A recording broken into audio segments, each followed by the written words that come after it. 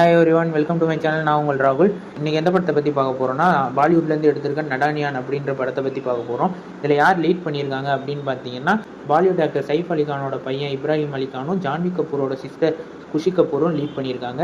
இந்த படத்தோட கதை என்னன்னு பார்த்தீங்கன்னா, குஷி கபூர் வந்து சின்ன வயசுலேருந்தே பணக்கார வீட்டு ஃபேமிலி, எலைட் ஸ்கூலில் தான் படிக்கிறாங்க.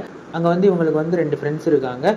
ஹீரோயினோட 2 ஃப்ரெண்ட்ஸும் ஹீரோயினும் சேர்ந்து 3 பேர் ஃப்ரெண்ட்ஷிப்பை தாண்டி ஒரு சிஸ்டர்ஹுட்டாக பழகுறாங்க. அவங்க வந்து பாண்டிங் வந்து அவ்வளோ சூப்பராக இருக்கும். அப்படின்ற சமயத்தில் இதுக்கு நடுவில் வந்து அயான்ற ஒரு பையன் வந்து ஹீரோயினை ஒன் சைடாக லவ் பண்ணுறான். ஒன் சைடாக லவ் பண்ணுறது வந்து ஃப்ரெண்ட்ஸுக்கிட்ட சொல்லாதது தான் இவங்க செஞ்ச பெரிய தப்பு. ஏன்னா வந்து ஃப்ரெண்டில் வந்து ஒரு பொண்ணு வந்து இந்த அயான்ற பையனை லவ் பண்ணிகிட்டு இருந்தா சின்ன வயசுலேருந்தே. இது சொன்னால் எங்கே ஹர்ட் ஆயிடுவாங்கன்னு சொல்லி ஹீரோயினும் சொல்லாமல் விட்டுருவாங்க. இதனால் வந்து ஃப்ரெண்ட்ஷிப்பும் பிரிஞ்சு போகிற நிலைமை ஆகுது.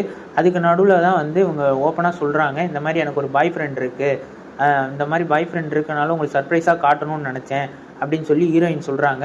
அப்போ ஃபேக் பாய் ஃப்ரெண்டாக நடிக்க வைக்கிறதுக்கு கூப்பிட்றதான் இப்ராஹிம் அலிகான். அவரை வந்து ஃபேக் பாய் ஃப்ரெண்டாக நடிக்கிறதுக்காண்டி கூட்டிகிட்டு வருவாங்க ஹீரோயின்.